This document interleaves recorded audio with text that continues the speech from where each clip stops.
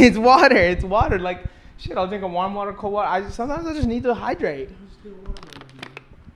Sometimes you can't fill it up. Where was I going to fill it up on the way home from 24 LA Fitness today? Where was I going to stop and fill my water bottle up? 24-hour fitness.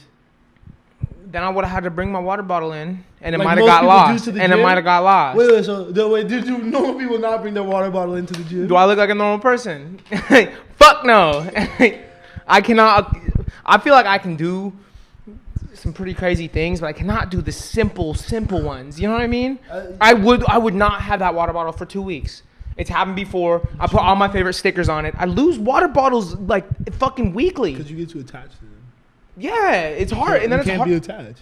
How? It's your water bottle. The same way you see that. No, this is a piece of trash. This piece of trash. Oh, bro, it's just a water bottle. But wouldn't you like drinking water out of that if you put stickers on it? No. Wouldn't you like it more if you saw it and you're like, oh, that's my water bottle? Then I wouldn't want to lose it, and then I'd probably lose it. You'd think more energy would be put into not losing it, and you keep it. I feel like when you care about something more, you lose it more.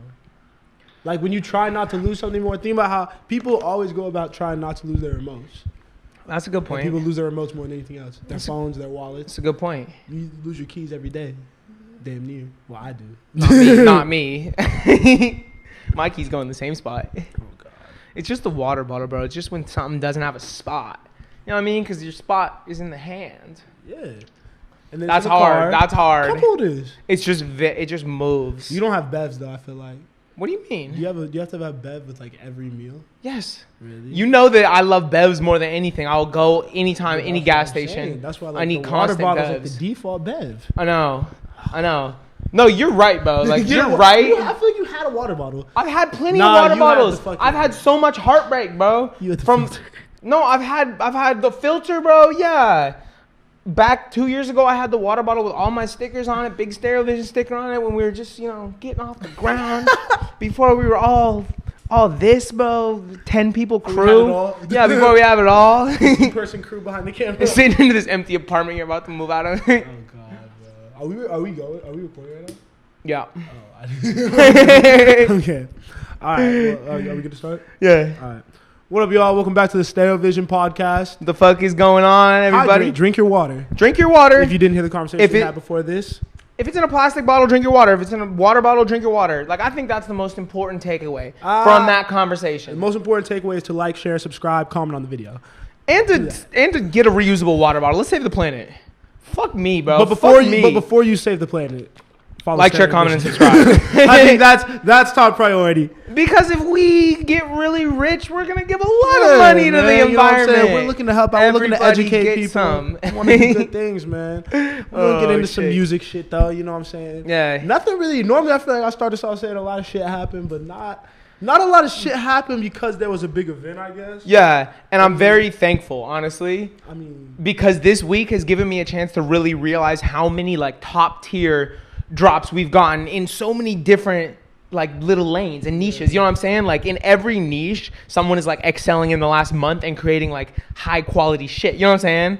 Like, I mean, everything, bro. We got the Tyler like a month ago. Mm-hmm. Just a great, just by the books, everything. I feel like fulfills you on like every level. And then you have 682 and you're trying to have fun. I finally got into the Remble, bro. That shit's pretty crazy. G Herbo, like. It's been wild. We can all just give a collective fuck you to Kanye West, the GOAT, because I wanted the album. That's what was on my mind.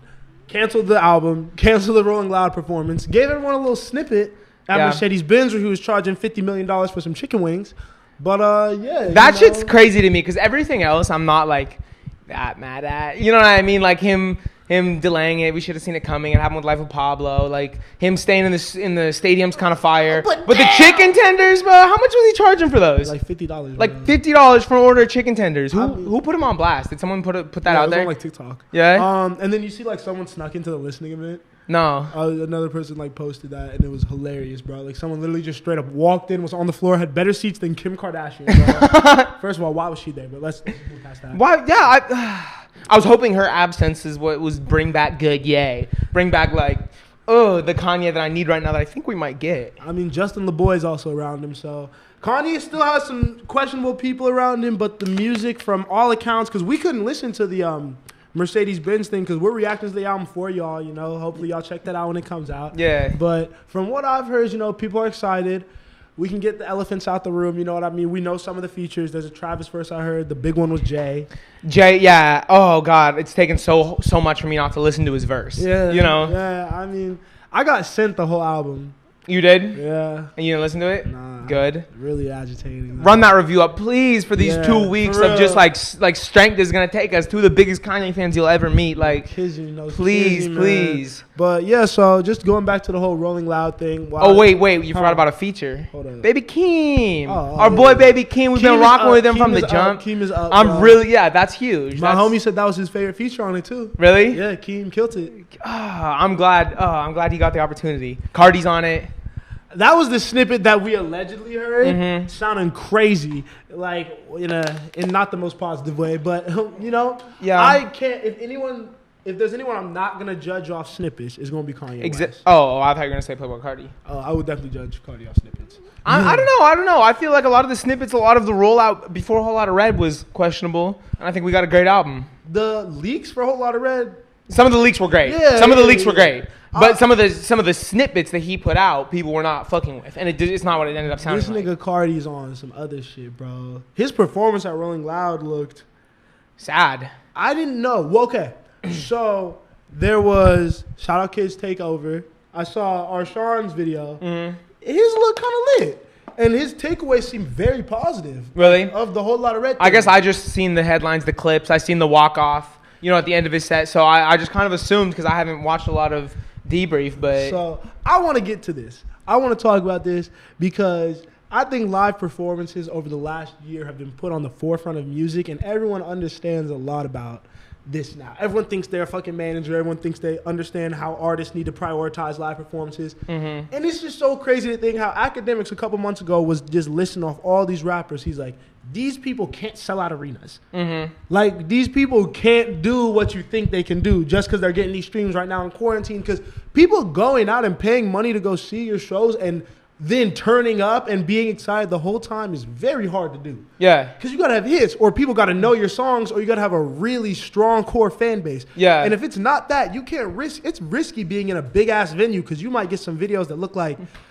I know we be killing Koi. No, yeah. The Koi shit was tough. But no, that's a fact. And especially at a festival. You're the most vulnerable at a festival when half the people in the crowd might not give a fuck about you. You know what I mean?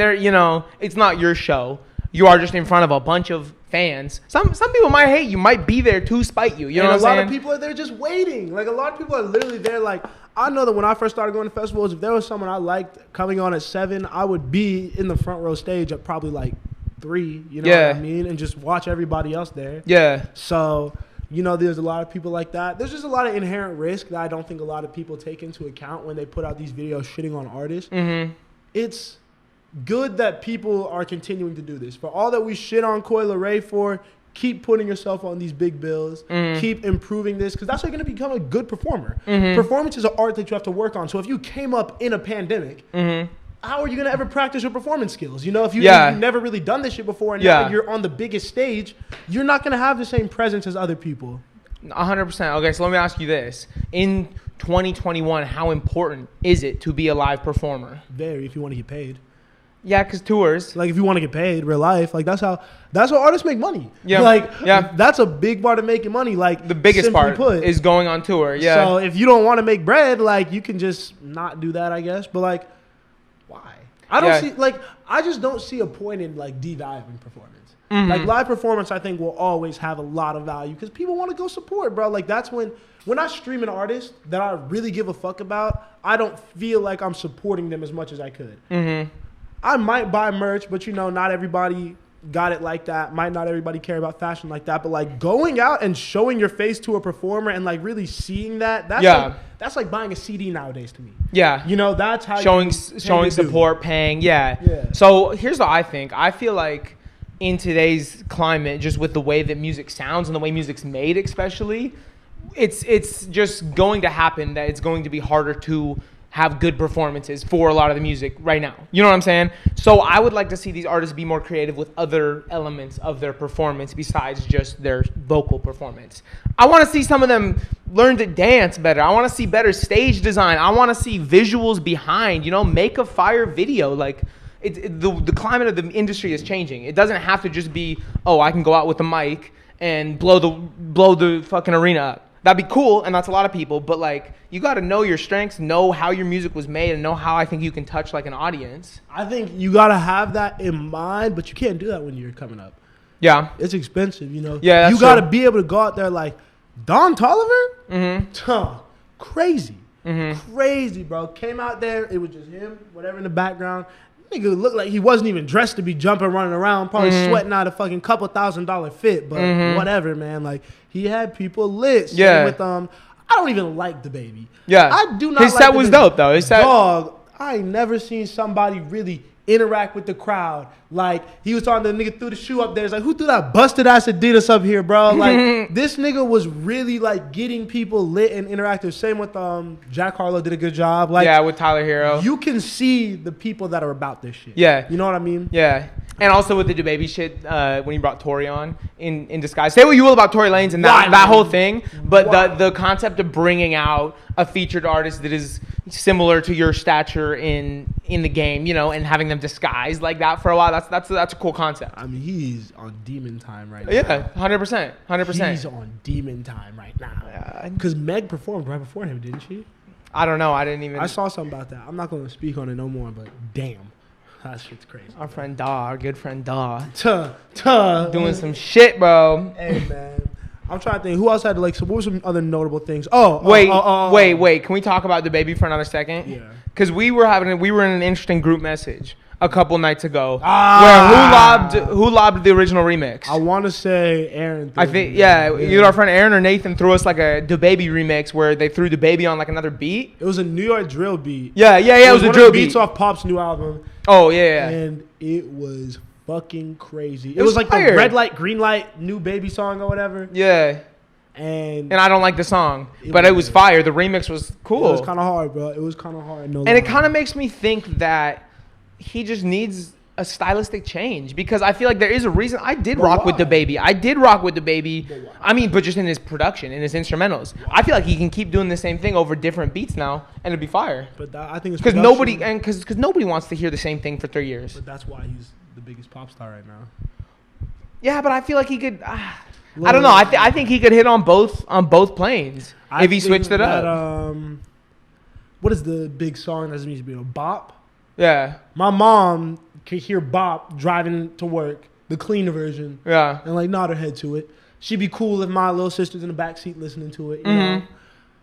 I think there's something, not even saying change the lyrics, just the beat. Something about that drill beat, that hard thumping stuff that adds a little bit of extra bite to the already pretty aggressive lyrics, Yeah. I think where DaBaby's production now kind of lightens up what he's saying maybe and makes it more poppy and more accessible. Fun and commercial. The drill, while we may prefer it, because I'm on the same page, I would rather hear that. Yeah. I don't think it would get him as much play. Okay, that's valid. That's valid. It was dope though. Like, if you are on the same time that we are, where we're not really rocking with DaBaby's music that much anymore, maybe check. But especially if you used to, maybe check out some of these remixes, because definitely do. I liked DaBaby for like 6-7 months. I was like on, you know what I mean? Like, I fucked with it, but it just got old. He was the best thing that DaBaby's ever done for me is the Location remix, also on SoundCloud. DaBaby's best stuff is on SoundCloud. I mean, his old shit's fired. Yeah, he's got some good shit on SoundCloud. But like, I mean, the hits were fired. The old hits, Walk the Texas Ranger. You don't like that song? He's never done it for me, bro. Yeah. He's never done it for me. Walker Texas Ranger hit. But I like his... See? And now I'm in trouble. Because now this nigga might be problematic, but I used to say that I may not like his music, but I mess with him. And how he carries himself. Yeah. And until more gets, I guess, let out about this Meg situation, I'm not going to claim that as strongly, but, that's where I stand with him. I feel it. Musically wise. Bro. Wait, I had a... Oh, that's what I want to talk about. Did you see Gunna's fit? Oh, my God. What did it? Big dick is back outside, and all the eyes were penises. Oh my God! It makes sense why the eyes were blurred out. I thought they were like blurring out the swear words, and like that's why I couldn't figure out what the. I'm dumb as hell, bro. That shit was fucking hilarious, bro. And what it said on the back? It said, and I'm glad, or like happy to be here, something like that. I don't know, bro. That shit was so funny, bro. It's just the most Gunna outfit in the entire world, bro. That's what I'm saying, like. When you really put that shit on, bro, people aren't gonna, bro, okay. Y'all, if you really are with me on this fashion tip, bro, if you really are about putting that shit on and getting dressed, bro, people aren't going to fuck with what you wear when you really step outside sometimes, bro. Because you are going to influence them to get like you, bro. You're going to do so much. Hey, man, follow me on Instagram, you know what I'm saying? Miles_Hagen, bro. See me, I had that yellow bandana on, Babushka Boys type shit, bro. Niggas was hating a little bit, bro. Niggas Who was hating? I saw like 50 comments. They're all positive. You know what I'm saying? The real niggas was, you know what I'm saying? It's neither here nor there. You know what so I'm wait, saying? was Gunna fitted? Oh, Gunna was big fitted. That shit was tough. You would put it on? Huh? Would you put that on? If I had millions of dollars and was a rapper, maybe. I would do that. I would think about it. Like, I would see it and think about it. I didn't like the pants. Like, I don't know. I didn't like the whole thing together. I don't know. I thought it looked a little strange. Okay, we're talking about putting that shit on, though. This was the greatest. Oh, yeah. No, that was... Young Thug. Thug looked good. Thug looked good. And the standing on top of the spider was crazy. Why does this nigga like spider so much? I don't know, but I need a sweatsuit now. I need a sweatsuit. You know the brand? You know the spider shit? Yeah. I mean, you got spider money? Shit. Hey, Thug, if you fuck with the cause, man, I am double XL in some hoodies, you know what I mean? I got long legs, probably double XL in some sweatpants. Send them through. Let me get a large sweatpant XL hoodie. Love you. I love you, bro. I swear. But yeah, man, like, I don't know. I feel like the brightest stars, like, took this moment really seriously. What, Rolling Loud? Yeah, bro. Like, Gunna, like, knew that was going to get play. Like, Thug did his hair for this shit. You know what I mean? The baby had this nigga come out in the fucking mask. Like, it felt like a moment. It felt like people were back outside. Yeah. Miami Rolling Loud is always the biggest Rolling Loud, but I hope the same energy comes for L.A. and then day in Vegas. Yeah. Because right now we're about to be at both. I think at this point we're sending both, right? I mean, once again, if y'all want to just Venmo me, Cash App me, we'll make the best videos. Send me bring you with us, bro. Directly, just pay me. You know, help me out. I would love to go to both. I mean, hopefully we do. Hopefully, you know, things move and shake, so we are able to go to both. We don't got to sell our tickets or nothing. But either way, we're going to Day in Vegas, and we're bringing you guys the craziest vlog content, all of that shit. Y'all don't even know. No, that shit's going to be live. And then we're going to run it back at Rolling Loud. I'm speaking it now. We're going to be all right by then. Then we're not going to need to sell that shit. Oh, bro. Going to run it back at Rolling Loud. Hey, we might get some. Y'all. Watch out for the footage, right? I think we should try to get press passes. Oh, yeah. Oh, we got to apply. Right now, I'm saying for both them shits. Like, we'd be like... And then just sell the shit? In our application, low-key, also just be like, hey, we should email them and be like, we bought tickets. Can we just get access? Yeah, I swear. Like, let's just get backstage. We pay for it. Yeah. Man. Some bullshit like that would be cool, bro. Yeah. But no, stay tuned definitely for a lot more live coverage.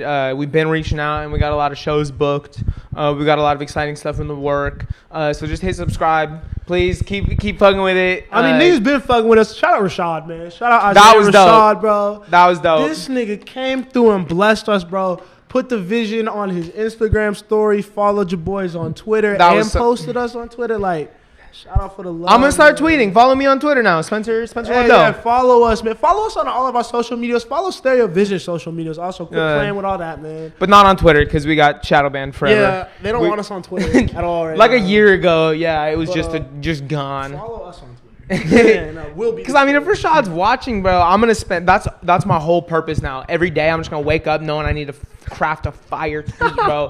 Just because I know I've got Rashad. It's gonna be just all geared towards him, bro. But subtly, you know what I'm saying? It's gonna be great content. Hey man, the first of many collaborators, dog. His new album's about to be insane. The house is burning, bro. The house is burning. Soon. You know how I feel about that. You know we got the single this past weekend.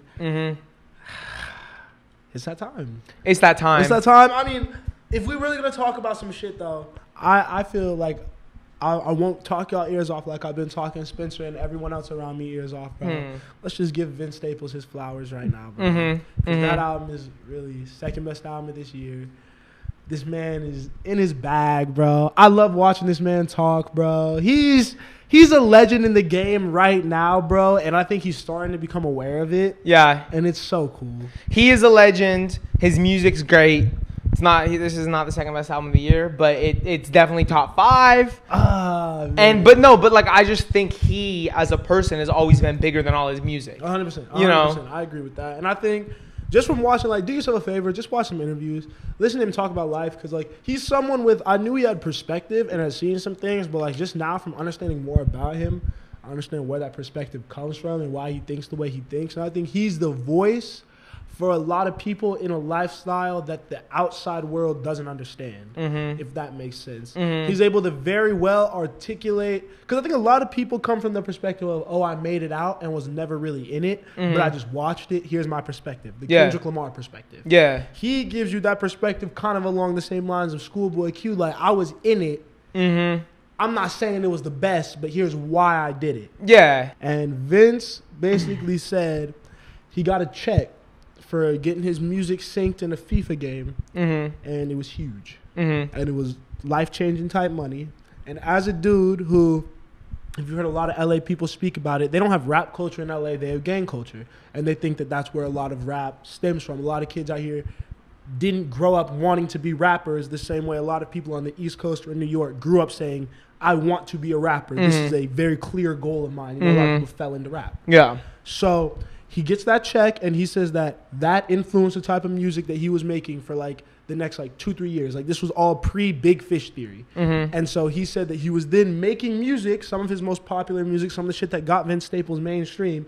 He was making that music with the sole purpose of making the most money possible, getting it synced in movies. Did this happen? This happened pre-Summertime 06? Post-Summertime 06. Post-Summertime 06. Before Prima Donna. Yes. Okay. Yes. Okay. And then he said that the 2 biggest changes he made is he realized that, one, through doing that, he was performing at a lot of more like electronic festivals and stuff like that, where the only 2 rappers he would say would be on a lot of festivals, him and Goldlink.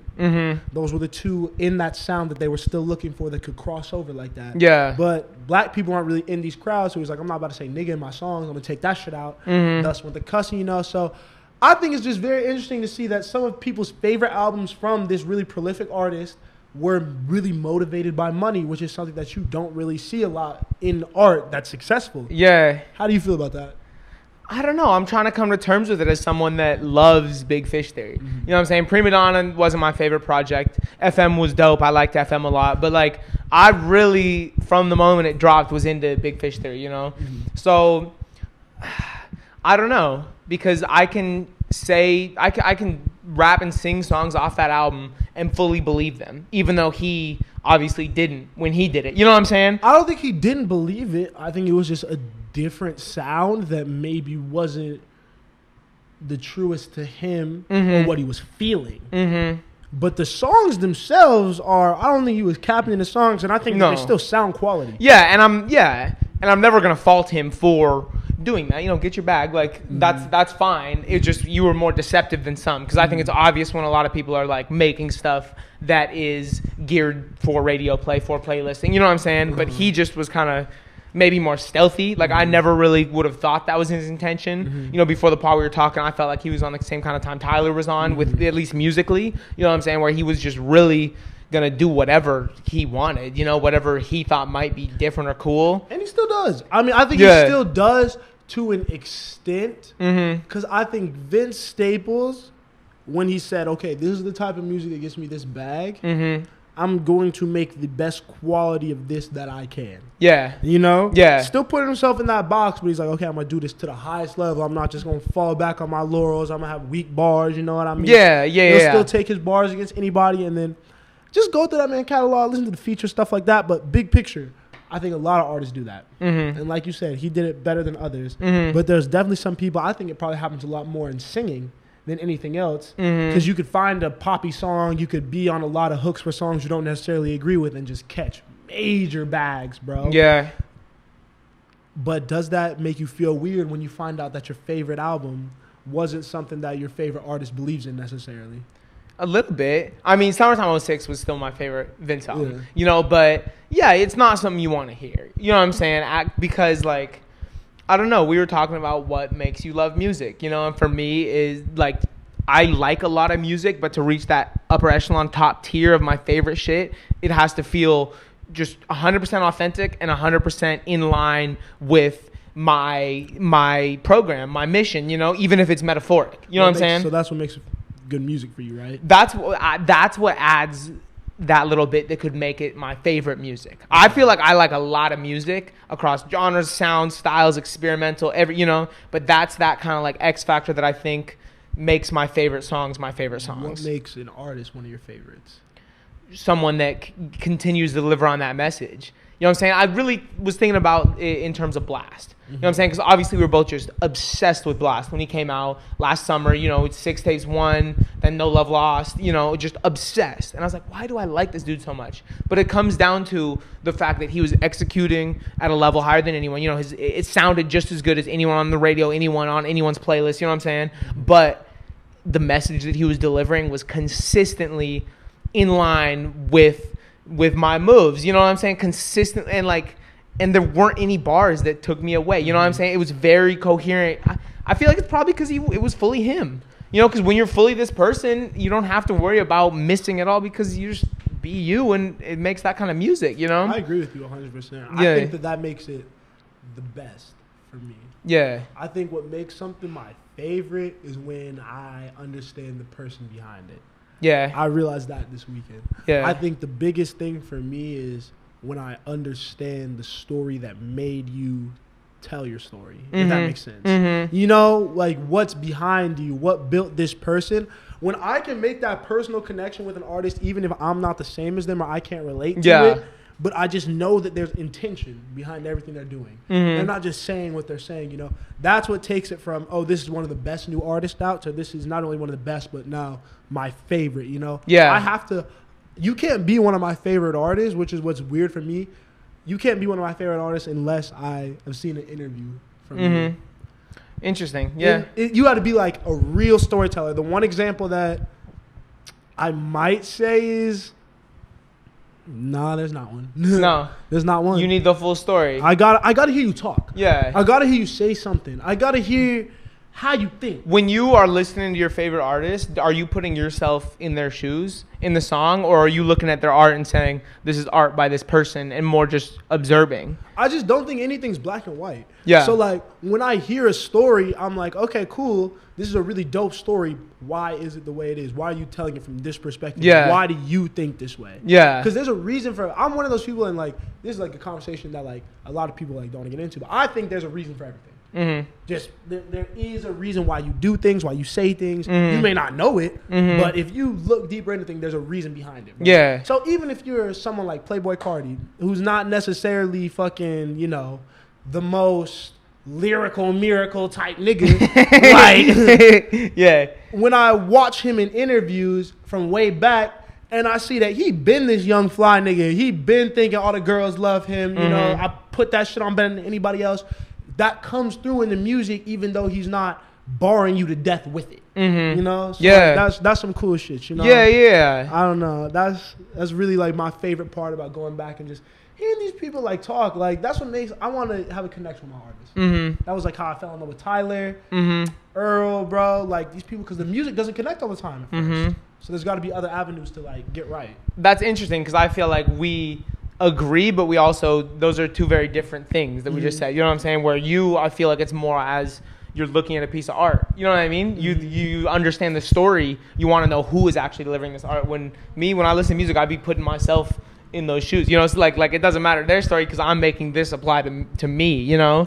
Even when oftentimes, it's funny because hip-hop's my favorite genre, and how often is that really reflecting my real life? Not often. I would disagree then with what you said. I think you look at it more like art. You think? Because I think I look at it like literature. Yeah. A little bit. Like I'm reading into everything. Yeah. But when an artist paints a picture that's in an art museum, they're not explaining it. They're like, this is art. This is beauty. And when you get to that high enough level where you're an accredited artist, you say, what do you see as the artist? Now, you as the listener, Blast puts out a project, fucking Freddie puts out a project. Mm-hmm. They know good and damn well. Half the people that can afford Apple Music, afford Spotify, afford to go to their festivals, probably ain't people that came up in the same background as them. Mm-hmm. But it's people who have found a way to relate to the message in a different way. Yeah. You know what I mean? They still feel what you say. While you may not be in the field like me and done nothing, but you get internal struggle and having to make these decisions. You know what I mean? Yeah. Everyone's been in a tough spot. You know what I mean? 100%.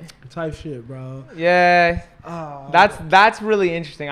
Honestly, I feel like I knew that about you, but hearing you say that, like I couldn't have a favorite artist without like seeing an interview. Makes sense. It makes sense, bro. Because it's just cool to hear. Like, I don't know, bro. Like they're really regular people. Mm-hmm. Like all of us are really regular people, and like that's like. You see niggas that rolling loud, and I feel like it's definitely easy to lose that perspective. You on a stage with hundreds of thousands of people just screaming your name, paying you billions of dollars, bro. But then you come back and you realize so much of this shit's a facade. Mm-hmm. You know what I mean? Mm-hmm. And I feel like that's why it's important to have a real solid personality. You can't be caught up in who you are after the fame. You got to be the same person beforehand, because then you're going to get mad when you're like, why were all these people at my show? Why do all these people pay to come see me? But then I'm seeing a bunch of memes about my show not doing well on the internet. Yeah. That would fuck with my head. Yeah. Because then I'm going to be like, why you hating and spending $60 to see me?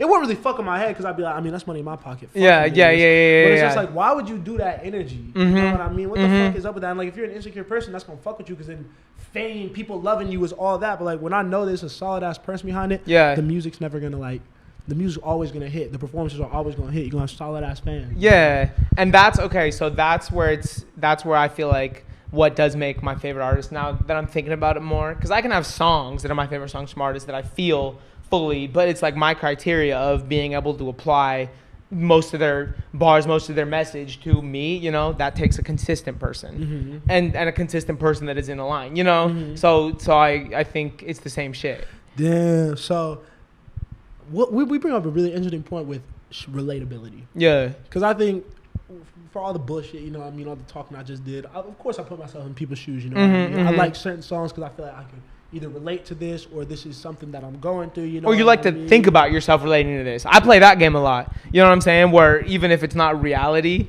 I still could really like a song being like, oh, this is how it feels. This is what it feels like to deliver these lines and really mean it. Because the music makes me feel that way. I think it helps you understand people too, man. It really does. Like, I feel like I listen to a ton of Bay Area music. Obviously, I'm not going to use Bay Area because a lot of my homies is Bay Area. Shout out y'all. But, like, I don't know. I just feel like when you hear music from a certain place, you know those people a little bit better if it's authentic. I'll take Florida. Perfect example, right? So I've obviously been to Florida a couple of times. I got family in Georgia or whatever, right? So I've like been there a little bit. Like I've been like once, twice, right? Yeah. But from listening to Kodak, from listening to Denzel Curry, from all this shit, they have so much of themselves and their cities and their counties in their music.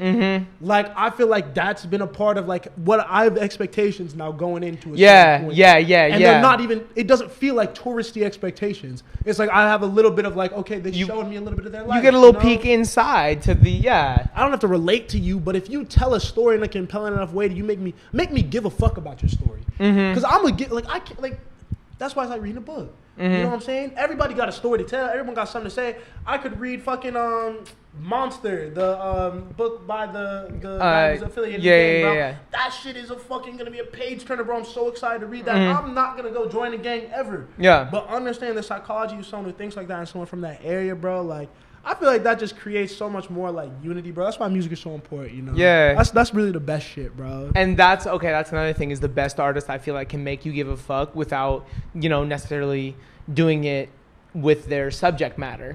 That's where I feel like a lot of the vocal inflections, vocal control, and production comes in. Because I think about a song like Wilshire by Tyler, 8-minute insane song. The story isn't that crazy. You know what I'm saying? It's a pretty regular situation that I feel like we've all encountered somewhere in our life. Not maybe personally, but it's just like, it's just about basically, she has got a boyfriend. I'm into her. She got a dude. Shit pops off. You know what I mean? But like, it's nothing crazy, but he holds on to us for 8 minutes. You cannot turn that song off. And I feel like that,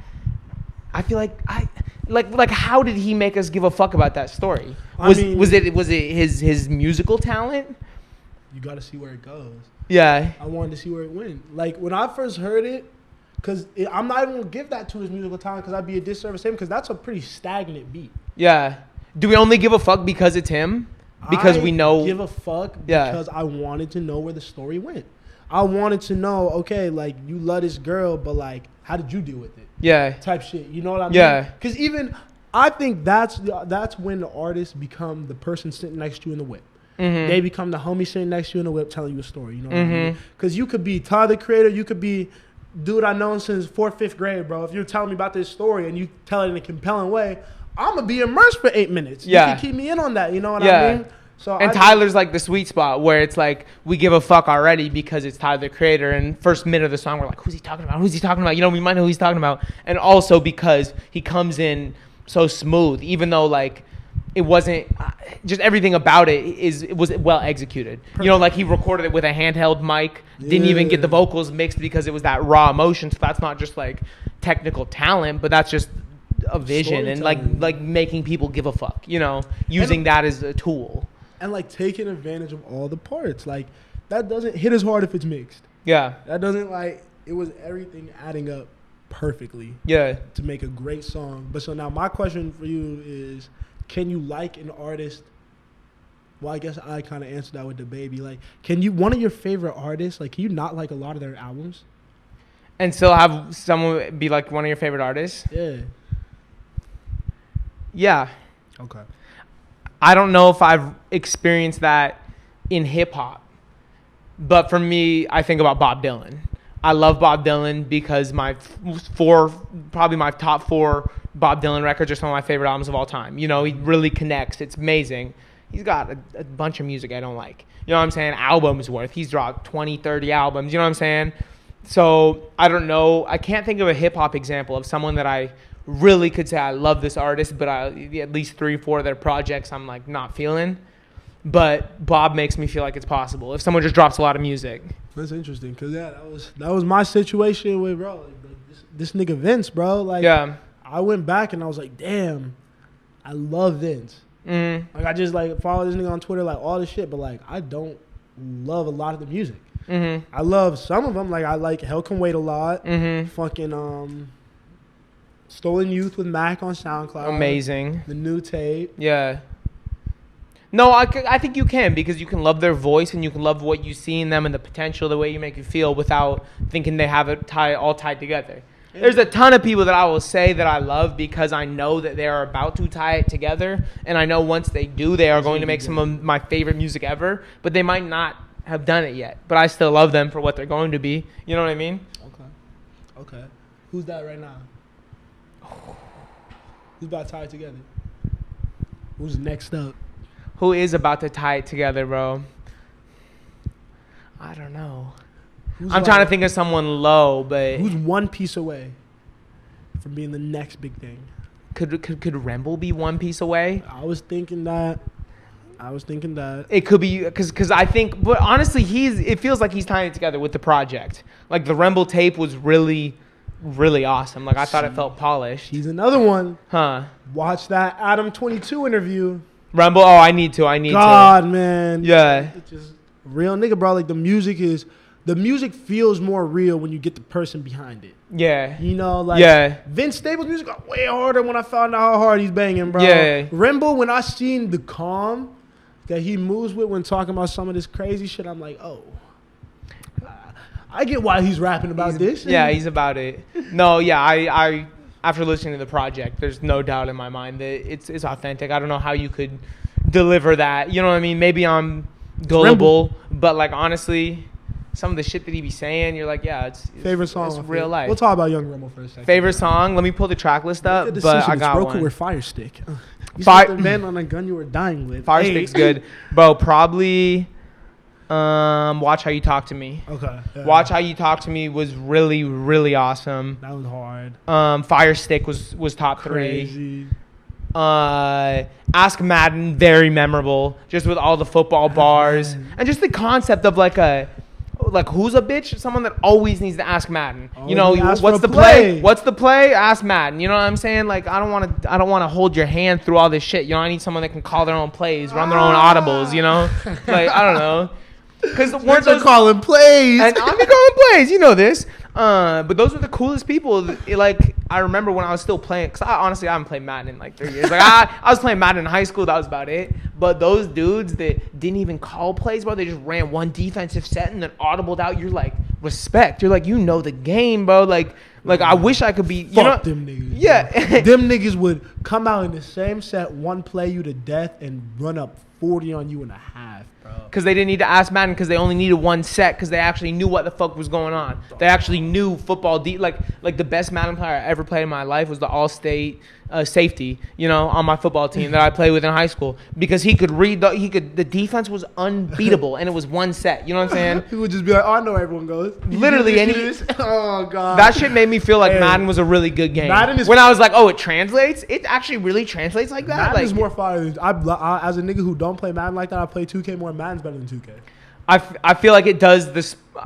I feel like there's more crossover. I feel like if you're good at football, it helps you in Madden more than if you're good at basketball, it helps you in 2K. 100,000%. And you actually have to think in Madden. Yeah. Like, you gotta. If you come out and look lacking in Madden, bro, you're gonna get whooped, bro. Hey, we're taking all bets in 2K, bro. I ain't even picked up the sticks in about a month. If anyone wants it in 2K, you could get it, though. I'll 20-piece you real fast, bro. First half type. Fuck 2K.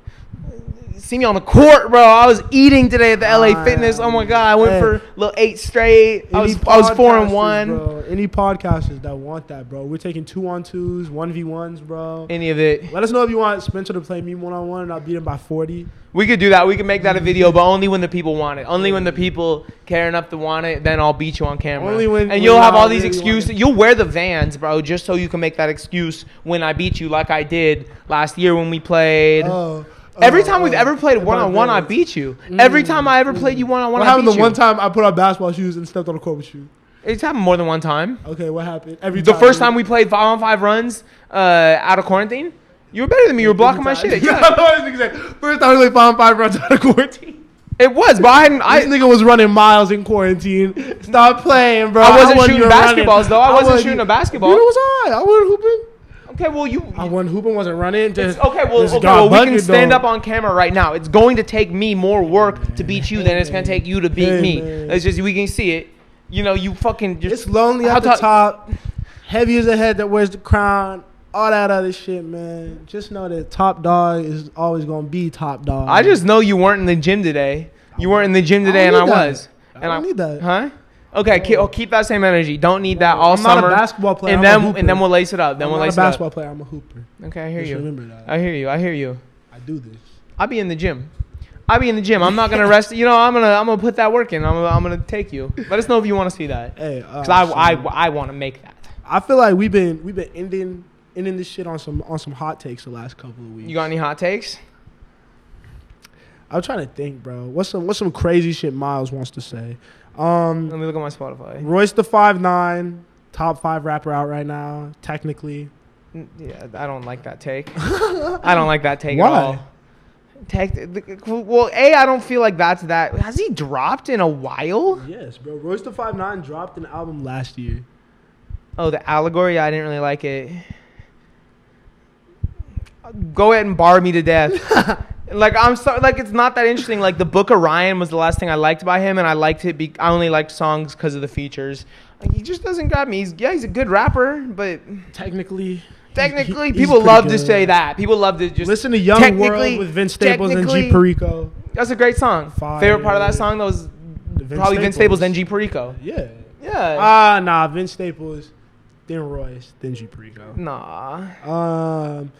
Young Blue has the greatest album cover of all time with Moon Boy. Let me see it. Shut the fuck up. That's the greatest. Shut the fuck up. Are you serious? Huh? That's the greatest album cover of all time. Oh, is he for real on the moon? He's on the moon, bro.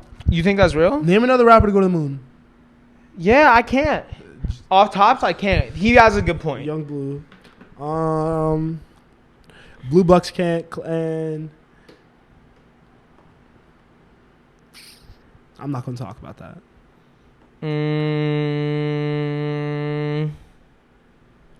Oh, Kodak Black. I'm going to talk about him. Say it. I'm sorry, guys. I'm going to preface it like this. You look for a hot take you got. Because I'm just going a little tangent. Okay. this is problematic to talk about. Yes, I understand this. Kodak Black has done some very questionable things, and everything I'm about to say is purely basing it off of music. Bro, I don't think anybody casually drops great songs more than him.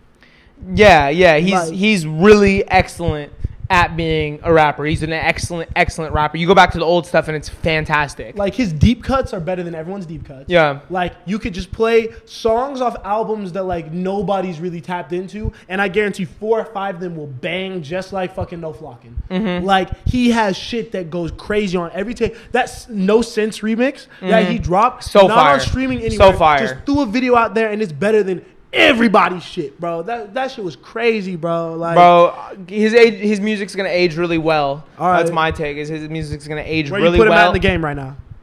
Top 10. Top 10 in the game right now. Top Kodak 10. Black. And when people watch this in 5 years, they're gonna say these motherfuckers were stupid for not saying he was top 5. Shit. You know what I'm saying?